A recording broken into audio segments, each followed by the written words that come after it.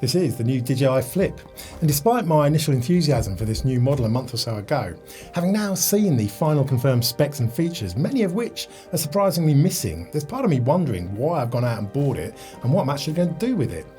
Is this a brilliant new design for DJI, or is it actually just a jack of all trades and a master of none? Well, let's take a closer look and put it through its paces, shall we?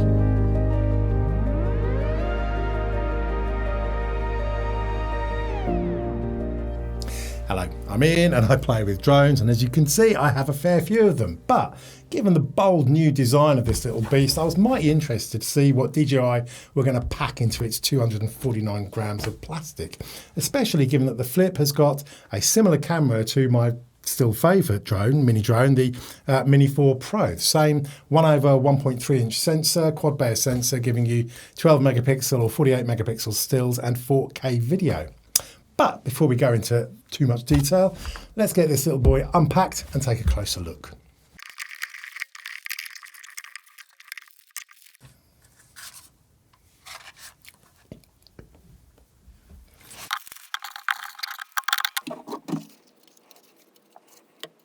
So this is the full RC2 Fly More combo, pretty much the top package that you can get with the RC2 remote with the built-in screen, obviously the drone itself with a battery. You've got the USB-C charging cable, 2 extra batteries, a charging hub, some spare props and a little screwdriver, and of course the carry case.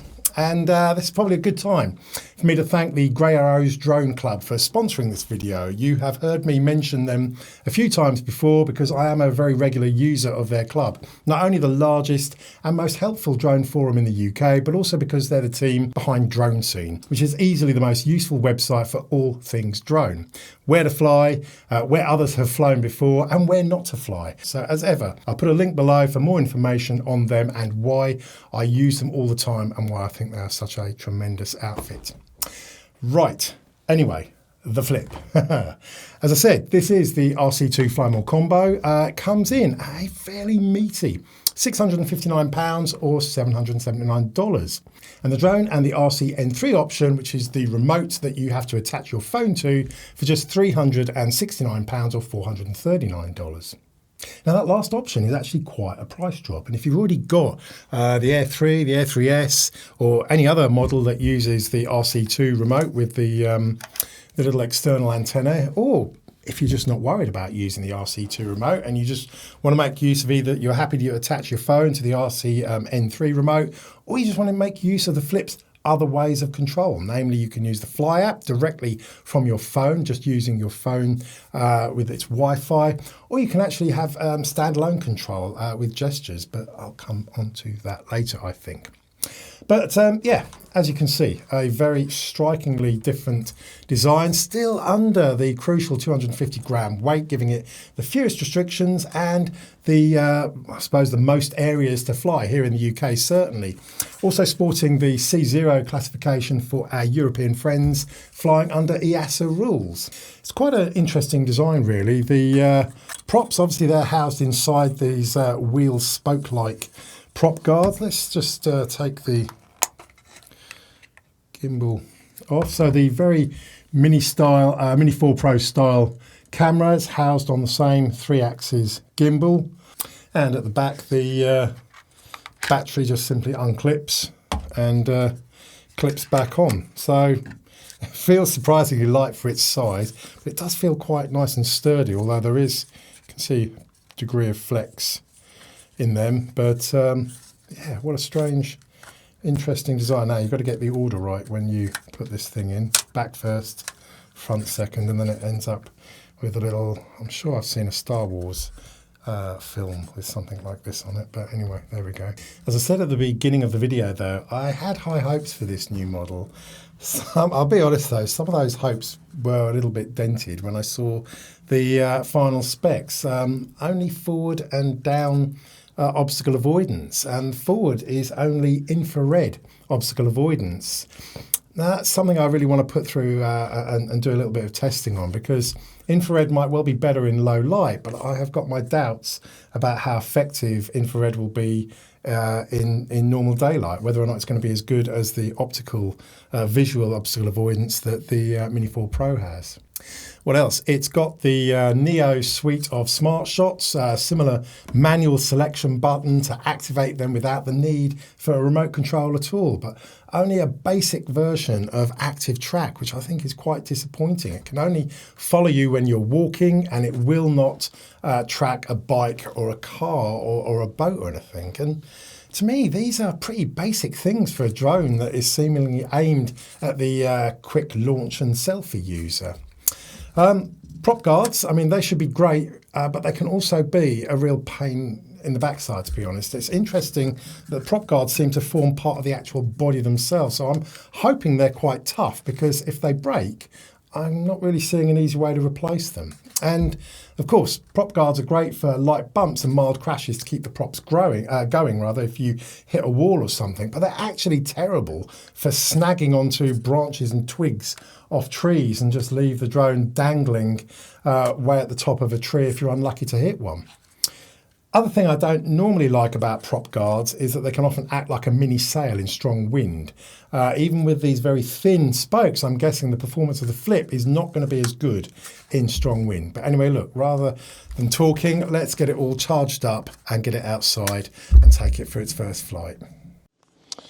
Right, charged up, firmware updated, and here I am in some woods because I want to put the little obstacle avoidance through its paces. Like I said, infrared only. Not sure whether it's going to be as good as the obstacle avoidance. Lots of leafless twigs for it to get caught on. But anyway, this will be my first flight. I haven't heard it in action yet, so let's get the little beast open. Auto turns on as you unfold. There's an option to turn that off, because obviously you've got to remove the gimbal before the gimbal guard rather before you actually open it up, otherwise you'll get a gimbal overload. Right, let's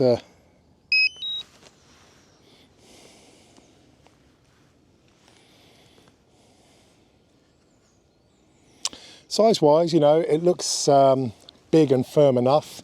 When it's folded up, it's bigger than the Mini 4 Pro. I use those little DJI carry bags, padded bags. This only just fits in, whereas the DJI Mini 4 Pro drops in quite easily. So, like I said, folded up, it's bigger. But anyway, let's start recording.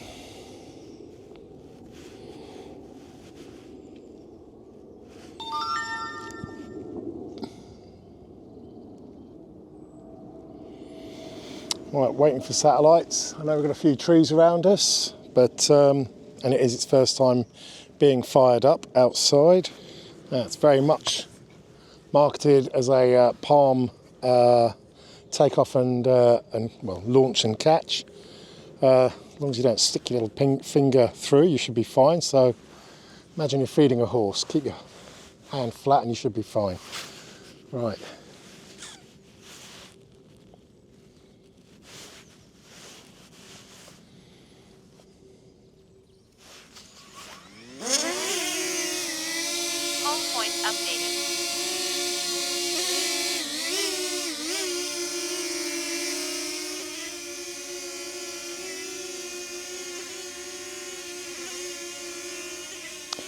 Quite a funny prop noise.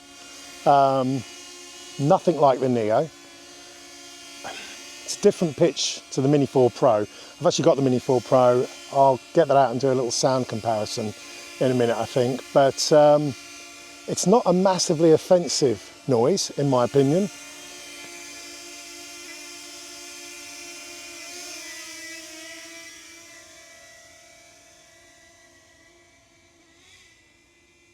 Is it louder than the Mini 4 Pro? I'll have to do a little sound test, I think. Get both going at the same time. Let's just go up a bit.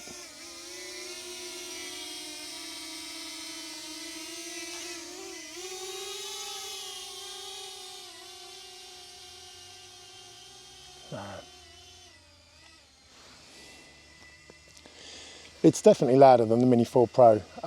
It's a more penetrating sound. So what have I got that up at? 30 meters. By now I'd kind of be barely hearing the Mini 4 Pro, but that is whining and whistling away up there, so it's a little bit disappointing. Is it worse than the Neo?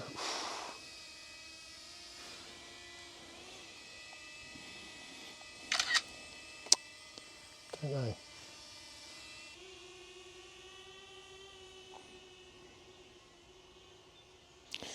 It's absolutely louder than the Mini 4 Pro, no two ways about it. I'm now 100 metres away, just about able to see it, and I can still hear it. So that's a little bit disappointing. I'm 50 metres up and 120 metres away, and I can still hear it buzzing away.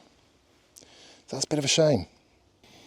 Right, I know I'm higher than any of the trees, so I feel safe flying forwards. Like I said, yeah, I mean, you know, we've only got the forwards obstacle avoidance, which again is a little bit of a shame. Nothing sideways. Frankly, this is a drone noise that would piss people off, which is a shame. I really thought with the larger props, we were going to have a lower pitch and a quieter flight. But it is louder. It's louder than the Mini 4 Pro, which is so disappointing.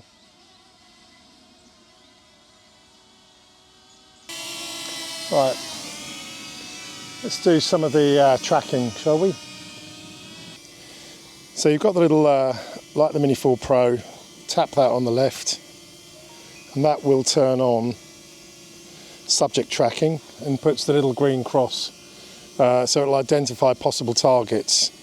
Like I said, no bikes, no cars, just people.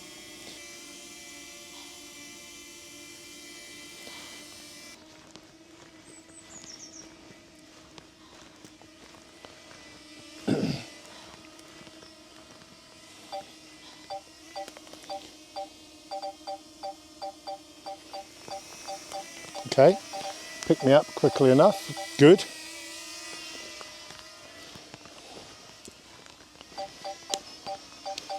So it catches me all right, that's good.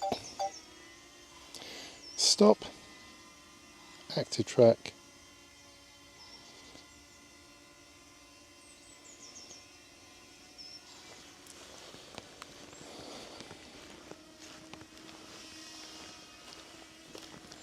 Right, here's some nasty twigs. I'm going to get him lower, push him over a bit.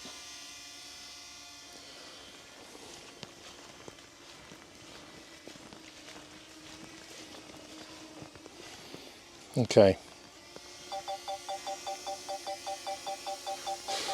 So it is right in amongst the twigs. So that's a bit crap, to say the very least. It's all well and good bleeping at me that there's an obstacle there when you've already hit it. And it's actually trapped now.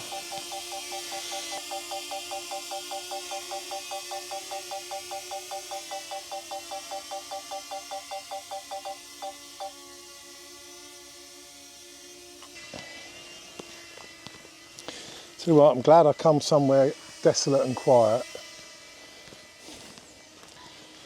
This would really annoy people if it was in a park.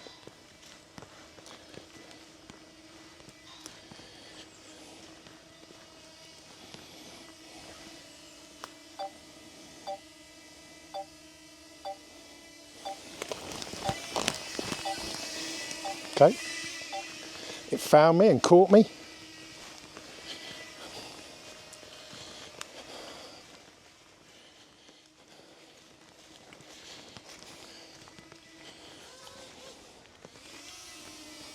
And it hits the twigs straight away. So by that simple test, he's managed to tangle himself up in the twigs there. Let's get him over. Come on, out you come. Well, okay, what can I say? A little bit disappointing for start off there with the obstacle avoidance. Okay, let's take off the active track now. Stop that. Cancel that. Put him in sports mode. See.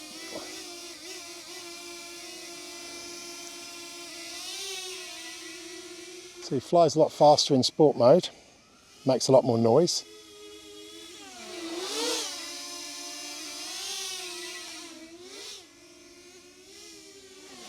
So that's a real speed difference there. I just want to go into the gain and expo settings and just see. So you go 3 dots, then over to control, gain and expo, and in normal mode, no, it was already on max speed, 8 meters per second. It just seemed very slow.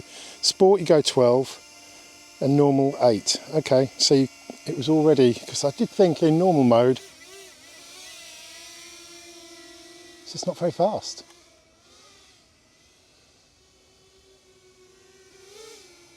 If I take it down low, because I haven't got a ladder with me, and try and fly it straight into those twigs there.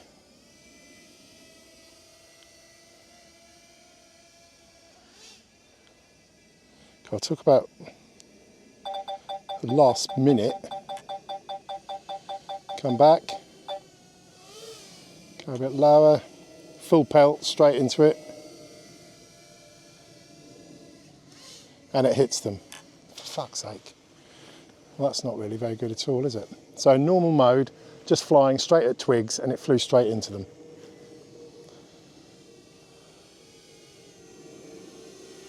That's in normal mode. Sport mode, I don't think, yeah, it's not going to have any obstacle avoidance. Just see if anything shows up. No. Oh yeah, you can see the red bar, but it will happily fly straight into it. So you can at least see a bit of an obstruction, but it won't stop you flying into it in sport mode.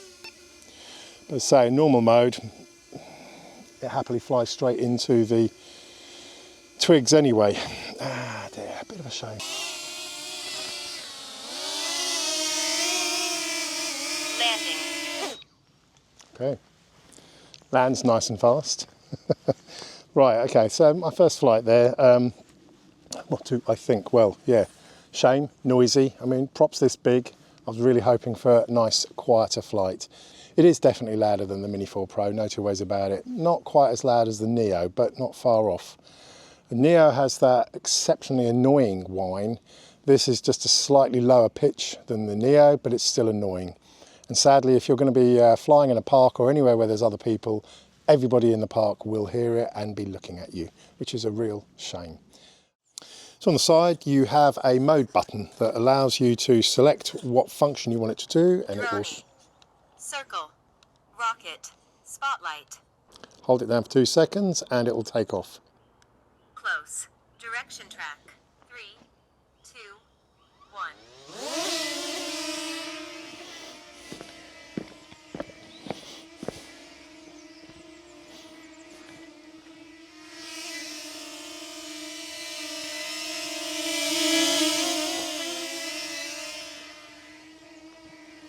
So unfortunately, if you're not using the smartphone app, then it will not fly backwards.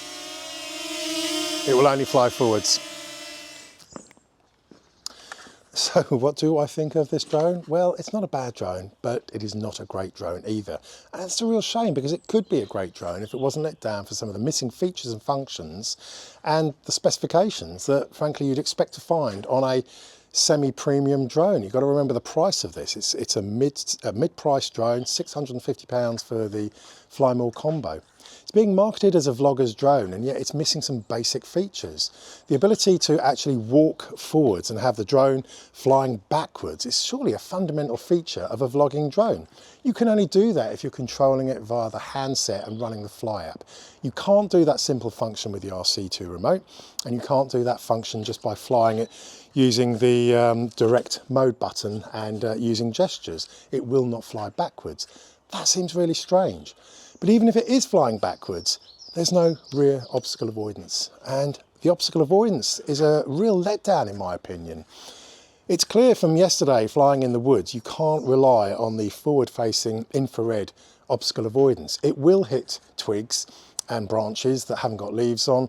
And sadly, as I said the other day as well, these prop guards are great for snagging on a twig and leaving the drone dangling up high out of reach. So to not be able to rely on the obstacle avoidance is a bit of a letdown, I think, and not having rear obstacle avoidance or side obstacle avoidance to me limits its usefulness in a vlogger's capacity, where you're trying to get it to do these semi-autonomous maneuvers flying around you, but you've got to make sure that there's nothing around you that it could unexpectedly fly up and then crash into.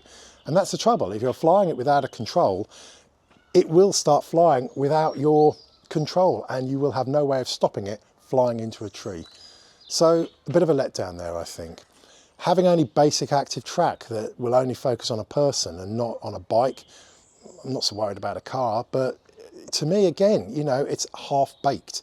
And that, I think, is the issue with this drone. There's too many missing functions and features to make it a brilliant recommendation. Somebody asked me whether or not this would be a good upgrade for somebody who's got a Mini 3 Pro at the moment. Absolutely not would be my answer to that question. For starters, when it's folded up, it's bigger. It's literally twice the size of a folded Mini 3 Pro or a Mini 4 Pro.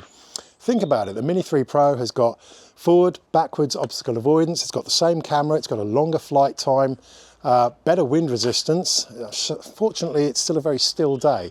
I haven't been able to test the wind resistance of this, but I am still absolutely certain that these prop guards are going to massively decrease its ability to fight strong winds.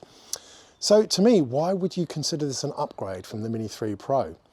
Mini 3 Pro was sold up until a few months ago for the same price as this, and yet this is definitely a downgrade, unless flying via your smartphone or flying via gesture and mode button is a real important thing for you.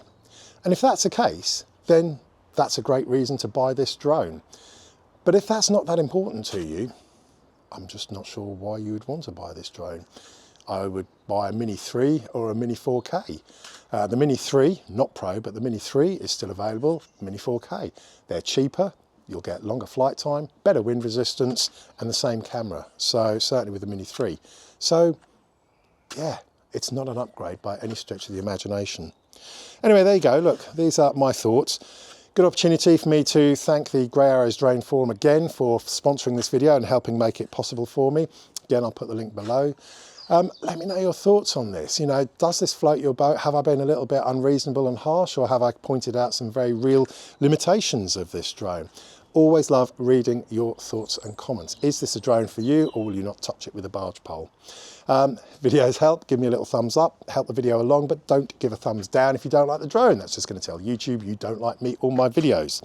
As I said, comment. Till next time, have fun, happy flying.